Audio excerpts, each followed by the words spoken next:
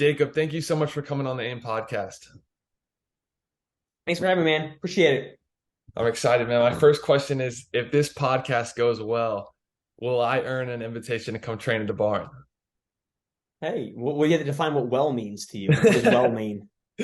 No, I love it, dude. I was with a good mutual friend of ours, Luke Parker, at Wadapalooza this year, and we were chatting, and he was telling me about some of the things you're doing and awesome stuff. He's like, man, you should have him on the show because Luke's been super gracious to come on, and I was like, man, I want to reach out to this guy. He would be perfect, and just I love what you stand for, man. I love your morals, your character, and then obviously the things you're excelling at in fitness and in business. I think it's super exciting. So yeah, super pumped to have you, man.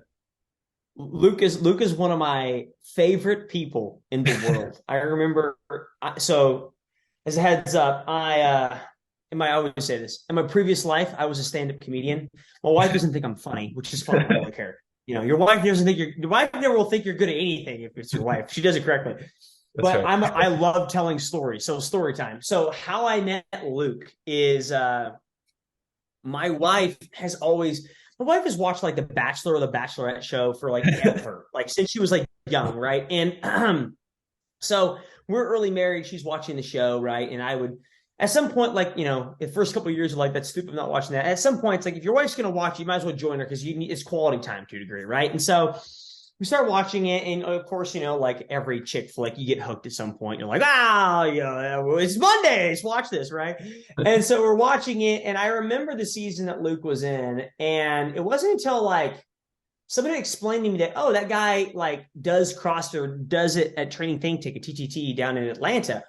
And I don't remember what I did, but I think I just slid into his DMs, like people do to me, right? So I was like, come on, do it to somebody else. And so I slid into his DMs. I'm like, hey, man, you do CrossFit.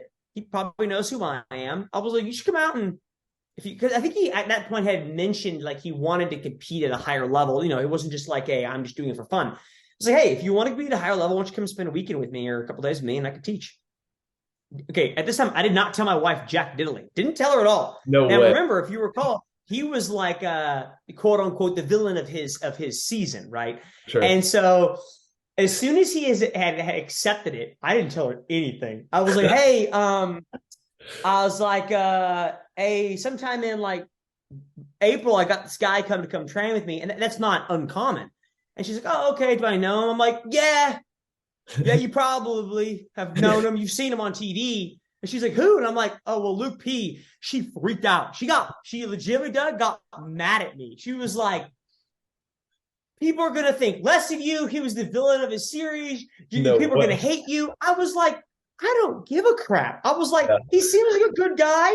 We'll come out. If he's not a good guy, I'll send him home. It's no big deal. But Yeah. anyways, he showed up and we immediately clicked. He's just a good old boy. We had a good time working out, throwing some weight around, shooting guns, and we're just two peas in a pod. But I've always enjoyed hanging out with Luke. He's a good dude. Dude, that is an amazing story. I appreciate you sharing that because he actually didn't tell me that story. So that's hilarious. Well, his perspective is a little bit different. His perspective is Jacob invites me to the barn, and I worked out with him. My perspective is I about got like divorced because I'm the bad guy inviting somebody to come work out at my house. I'm like, dude, what's wrong with this guy? This guy's pretty cool. So he's been to my house a few times, and we'll probably have him come out again. We ran into him at Wadapalooza on obviously a few times when he was competing, but we ran into him before the competition started. And we sat there and talked to him and his fiance at the time, who is now his wife. We talked to them for like 10, 20 minutes. Because Olivia, who trains with me, loves him also. So he's always been a big fan of hers. So it's always made me happy. Yeah, no, that's awesome. When you first told me the story, I thought your wife's reaction was going to be different. I thought she was going to be excited, being a fan of the No, show. no, the opposite. I mean, if Understood. I would have invited like, someone in the show who was like the best person in the show, she probably would have been excited. But because I invited the quote unquote villain, who was not a villain by anyone's means, she was immediately upset. That is too funny, man. I can't wait to share this with him, let him hear it. But dude, you've obviously done some incredible things from a fitness standpoint. you're a successful entrepreneur, you and your wife both. And there's a common theme here. I think there's a lot of different things that we could talk about, but one in particular that I think would be super interesting, and I think for our listeners too, just valuable to listen, is this whole idea of like taking a risk and getting uncomfortable, being an entrepreneur, competing in the CrossFit Games, boxing when you've never boxed before. Like these are things that require a level of risk and also just putting yourself out there. So Insanity, yeah, is that the word you're looking and for? maybe a little insanity as well. So yeah, I would love to one kind of get some context of your background for those listening that may not be as familiar with you, but those are some of the big topics I think we could really unpack here that would be super valuable for our listeners. Yeah. So background. Born and raised in the state of California. Homeschooled majority of my life. Prototypical homeschool nerd. Went to public school because I wanted to play football and I had to be enrolled in the school to play it. So quit homeschooling, went to high school, then went to college, played ball in college, stumbled upon CrossFit in college, knew that that was something I could be really good at because I always enjoyed the fitness side of things. Loved fitness and, just staying in shape to me was always like fun to a degree, and realized, hey, there's a sport out there where that's all they do. And so fell in love with that sport and really went after that. And that's kind of my background. My degree from college is in mathematics. I don't use that anymore. The joke is I count by 45 and I multiply by 2.2. Like I don't use math for jack diddly anymore, right? But yeah, from the risk-taking perspective, I don't know, when the whole the thing about CrossFit is if you look at the periodic table of elements, what an idiot. If you look at the pyramid of fitness, right, for CrossFit, it is at the what you know what it is? Pyramid? No, Fitness? I'm not Okay. familiar with Okay. it. So for your viewers, I'll kind of walk through it. I should probably pull up another screen. I'm probably gonna butcher it, but it doesn't matter. On the You're bottom good. of the pyramid is nutrition, right? The whole purpose of the pyramid is like it's kind of like the food pyramid. What should you focus on, and what's the top isn't like the goal. The top is like what should you be like smaller amounts of stuff. Anyways. Totally. So the bottom is nutrition, right? Nutrition is like the baseline of everything. From there goes like metabolic conditioning, weightlifting, gymnastics. The top of the pyramid is sport. And most people, when you look at the pyramid, they think, oh, well, sport means like I should be going, they think of CrossFit, they think of sport, they think of the CrossFit Games. They think, oh, I should be going to the CrossFit Games. That's the goal of the pyramid. It's not the goal of the pyramid. Sport for the CrossFit pyramid or the functional fitness pyramid, whatever the heck it's called, is meant to be taking your fitness outside the four walls of your gym and doing something with it, right? At the end of your life, like if you go into the gym, your fitness isn't defined as like how fast you can do Fran. I mean, technically for the sport of CrossFit Games, it might be, right? But the whole purpose of general population is taking your fitness outside the four walls and using it. Now, what does using it mean, right? That could be anything that brings you enjoyment and a hobby that's outside the gym, right? That could be intramural sports, chess league, bowling league, Spartan races, you name it. It doesn't matter. And so that's what I realized early on is like, I loved the sport and I understood that I want to compete at the highest level and I was capable of doing that and was blessed to do that. But what I did a little bit differently than some of the guys that are still competing or have since retired is I did things that were outside of the realm of my sport because I realized that this was meant, your fitness is meant to be used. Like if you're stuck inside the gym, you're fit, but you're not using it for anything that's really exciting. And it's always fun to like test it. CrossFit is supposed to be this, this sport where it's like, hey, I can really go do a whole lot of things. It's kind of like a lambast of everything. But Sure. no one does that, right? It's like, okay, well, let me go box or go do a Spartan race or go shoot or whatever the case may be. Let me just see how it applies. And so that's kind of usually how I think of things. I think that's super interesting, and I'm glad you brought up the pyramid concept because I think that's something again where people listening they can kind of understand that way of thinking through it. Like the base, you have to cover your bases. Like you have to understand the basics and then work your way up. But the way you framed it of just using the skills, using the things that you've developed, you work for in CrossFit, and then being able to apply them to other things, I think is something people can take and use that with a lot of things in business and whatever they're doing.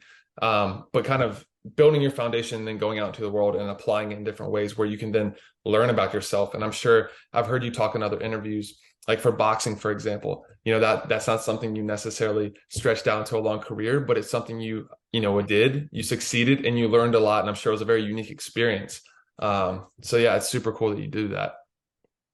I mean, when you think about it, like this day and age, people tend to shy away from being uncomfortable, right? Majority of the population has a desk job. We don't go outside. We don't do certain things, right? And they shy away from uncomfortable things. And the issue is that when they run into or happen upon an uncomfortable situation, it becomes lifelike. It's just the worst thing that's ever happened to them, right? Like, oh my gosh, this is terrible. But like the difference is like the purpose I like fitness, the purpose I like CrossFit, it doesn't have to be CrossFit, it could be any functional fitness or any fitness like this, is it presents challenges, right? It presents the concept of you are uncomfortable. And now again, let me clarify. CrossFit isn't the answer for everyone's fitness. I love it, but it's not everyone's fitness, right? And being uncomfortable, you can be uncomfortable in a lot of different fitness arenas, right? You can go to do P90X from back in the day, and that made you uncomfortable, Yep. But being uncomfortable from fitness is a good learning curve for a lot of people because if you're uncomfortable there, but is usually deemed as not a life-threatening circumstance, right? You're getting used to being uncomfortable. That can roll over and apply to your life, and that can apply to relationships or business perspectives where, hey, if you're going to run into uncomfortable situations, but if you're used to being in high risk, uncomfortable situations, like, okay, I can function, I'm not being forced to do a 2-minute Fran per se, but I can still do this, is how I usually look at this.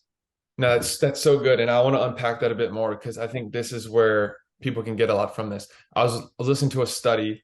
Someone was explaining how people that immerse themselves in cold water exposure, like ice baths and stuff at a younger age. And again, I'm not an expert in the science of this, so I don't want to, claim to be, but it was talking about how the bigger picture was, these people were putting themselves in these uncomfortable situations and it increased their tolerance of, you know, navigating, I guess, risk and different stressors and stuff like that, that then would set them up for a better position and success later on in life.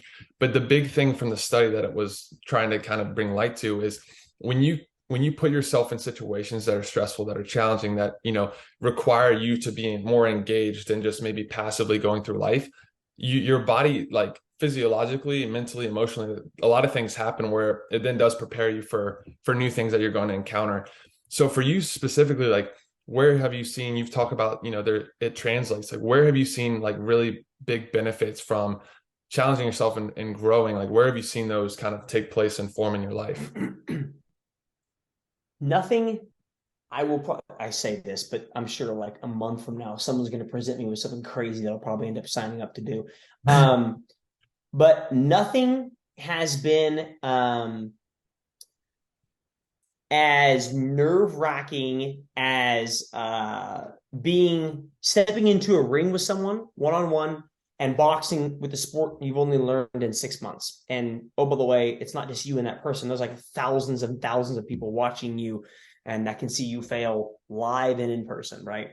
And so when I take that circumstance and I apply it to my life, I think nothing to this point will ever be that stressful or that nerve-wracking to me. So, hey, I put myself in what I deem is at this point in my life is the most stressful situation that anything else is subpar compared to that. So it isn't really, I'm not nervous about that. So I think it's good. Obviously, I don't really want to put myself in that situation very often. I did not enjoy it. It was a good experience, but it wasn't something I want to do on a weekly basis. But I understand now the importance of it and how it applies to your life. Totally. Your opponent actually has been on the show a long time ago, which is kind of funny. Oh, Josh, yeah, he's a good friend. We had a good time. It was one of the best experiences of my life, hands down. That's awesome. And I'm glad you used that as the example of, a challenge that you undertook and you learned a lot from. And obviously you referenced and just kind of made clear, like, this is not something you would do every single week. But I think the idea and the mindset and the framing of like putting yourself out there is something that people can do. There's obviously a spectrum of a variety of things, and it doesn't have to be as extreme as going into a ring with someone. Like it could be just pushing yourself an extra couple miles on a run or a couple extra reps in the gym, or forcing yourself, if you're maybe more reserved, to introduce yourself to someone that could potentially be a great business partner or something like that. It's just kind of pushing where you feel like you shouldn't go anymore and trying to find growth in new, I guess, new opportunities in that mindset. Difficulty is relative. Yeah. Totally. I would love to hear more about your this chapter that you're in now. Obviously, you had a very, very successful, amazing career in CrossFit. And I saw actually, I think you did a Q&A on your story where someone said, will you come back to CrossFit? And you kind of, I'll let you kind of explain what you said there. But yeah, I want to hear kind of about the tactical stuff because I think that's super interesting what you're working on now. Yes, I do a lot of different things, wear a lot of different hats. One of the things that I do is I personally believe that everyone should compete in something. You don't have to be, when I say compete, it doesn't mean you have to be elite at it or world class. It could just be like, hey, I enjoy playing chess learning chess and becoming a better chess player for just my grandson, or whatever the case may be, right? But I think competition brings out the best in people. It brings out the worst, but also brings out the best.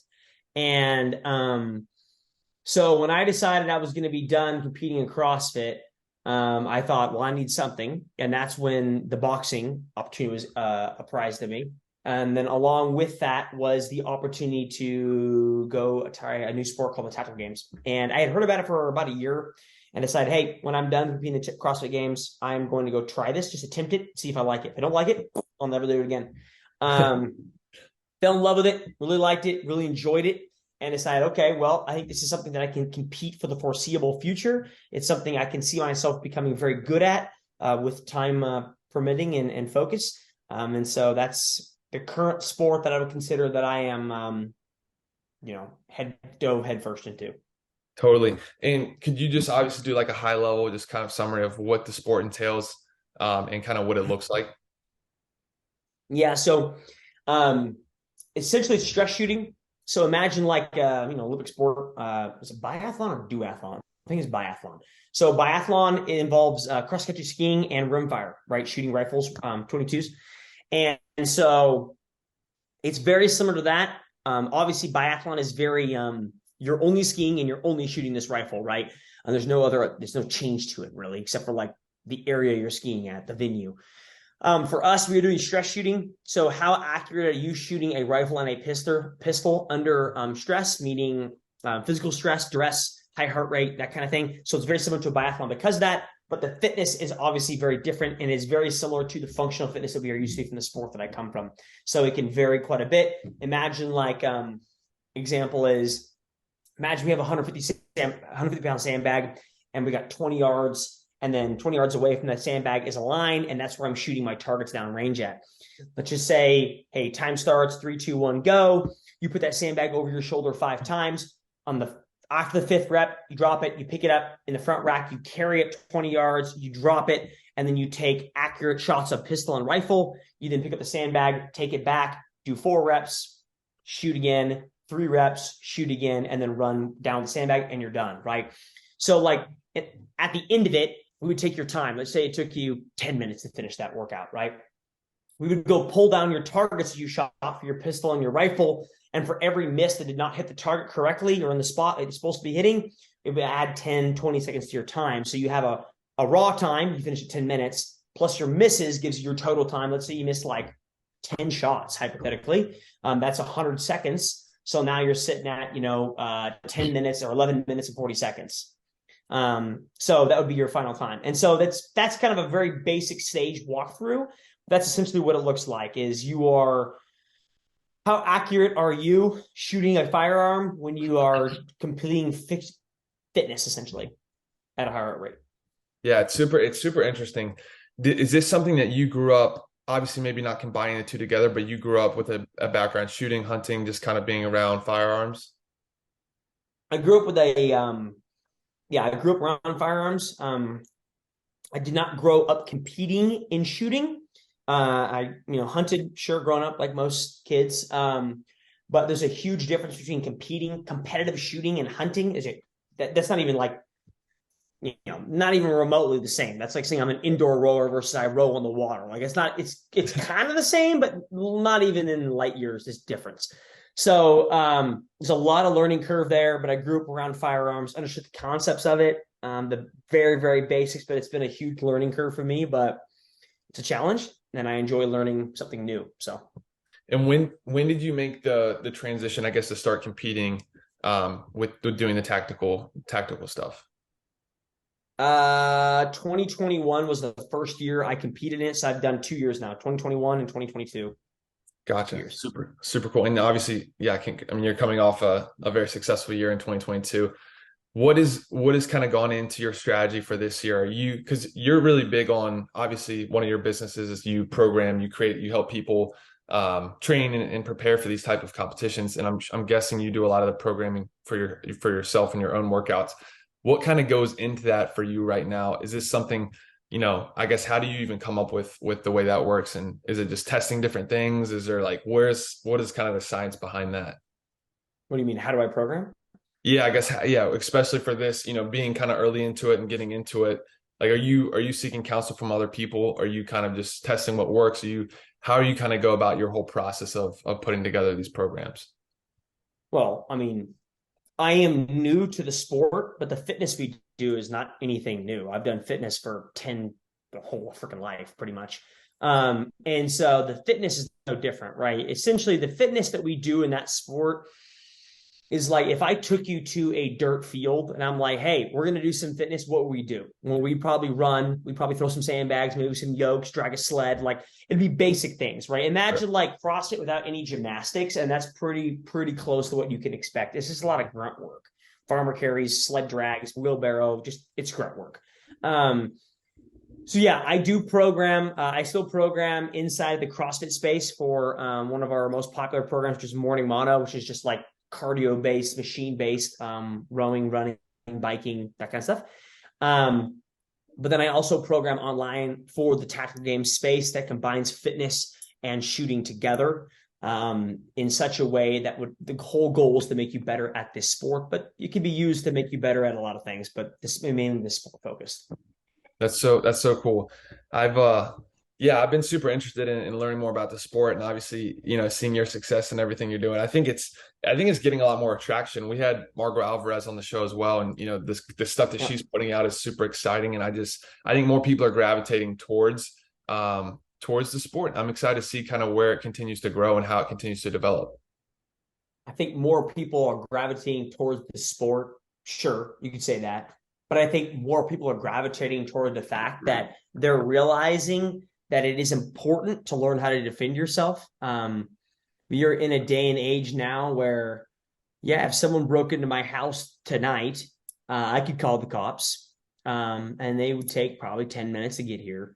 Or I can learn how to adequately defend myself. And it is definitely a skill to learn. You hope that you are never called upon that, but you would also want to prepare for the worst, right? So learning how to properly and safely operate a firearm, I think is a skill that a lot of people would behoove them to actually learn. A lot of things in life tend to scare people because they have never experienced it. Or have actually trained or learned that skill. So if you had asked me, 3 years ago, hey, Jake, you want to box? I'd have been like, heck, freaking no, I don't want to box. I don't want to get hit in the face. I don't even know how to box, right? But then you give me 6 months to learn how to box, and I realize how important it is of a skill to learn how to defend yourself if I'm not going to the ground per se and staying on our 2 feet. Like how important is to defend yourself? And you realize that skill is important, and then it becomes to scare you less like, okay, well, now I know how to defend myself if I'm ever called upon a situation where I can, I'm not taking you to the ground per se. And the same can be said about any skill in life. I think it tends to scare people because they don't understand how things work. And so, especially for firearms, yeah, the sport is continuing to grow, which I love. But I think people are realizing that isn't, learning how to defend yourself with a firearm. Hopefully, you're never called upon it. But if you are, the most dangerous person is a person who doesn't know how to use their firearm and they have Sure. one. That's a person that's scary.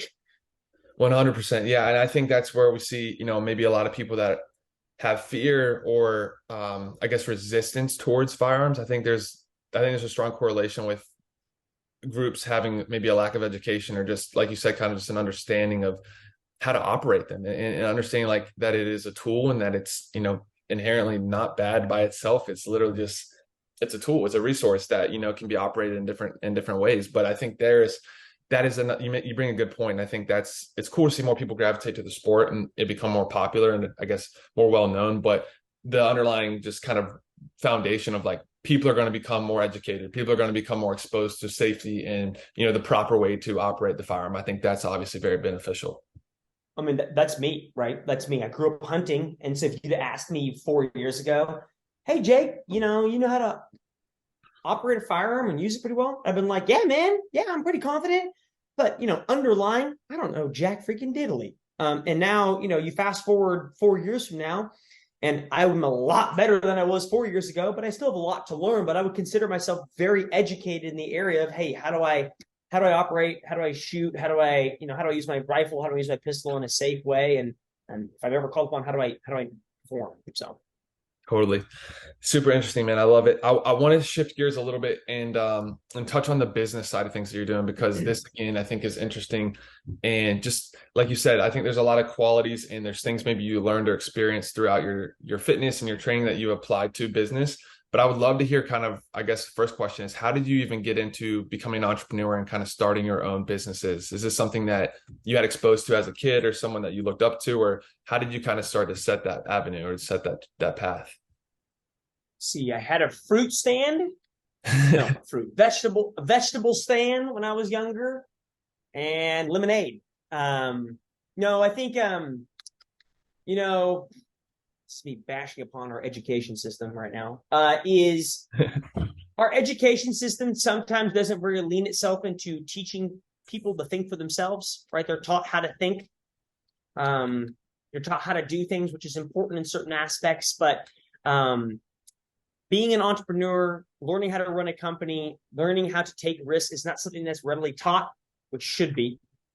You tend to learn a bunch of crap that you don't even use in high school and college. But, I grew up kind of having that and went to high school, went to college. You kind of, you're going through the motions, doing classes, you're working a desk job, 8 to 5 or whatever.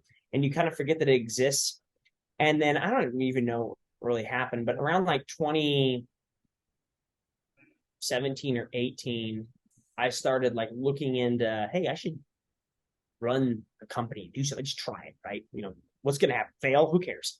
And started doing that and realized, number one, revenue stream, but two, I enjoyed it. And so started a couple companies. Some of those companies still exist today. Some of them don't. And those are, successes and failures that come along with being an entrepreneur and having businesses. Totally. Yeah, it's super interesting. And I think that's, again, you're hitting on the big theme that I really want to unpack here is like taking risk and understanding that, risk can be a really powerful way for you to grow as an individual. It can be a powerful way for you to gain exposure to certain things. And, it's not always going to go the way you plan for it. You talk about having successful businesses, having ones that maybe weren't as successful, but I'm sure there's things in both of those categories that have empowered you to be where you are sitting, right now doing this podcast and, operating what you currently have on your table. Yep. It's awesome, man. It's super exciting. So what does a day look like for you training wise right now? Are you currently like all in entrenched in tactical games training right now, or what does that kind of season look like for you? Yeah, well, it depends on what does my day look like, right? My day starts early. I work part-time for a company that I was acquired by. So I work part-time for a tech company, Push Press. I work for them, and then I have a couple other companies that I help run, own, and operate. And so that takes up the majority of my day. And then I'll usually slip out sometime around like 11 or 12, go to the barn. It's 100 yards that way. Go work out, come back inside. And if I can slip out in the afternoon around 2 or 3, I'll go out and shoot a little bit. And then I'm usually in the barn from like 4 to 7 working out with Olivia or by myself, doesn't really matter. And then I'm back in the house, usually getting a little bit of work done, and then watching The Bachelor or whatever, and then going and then repeating. So it's a packed day pretty much. So that's awesome.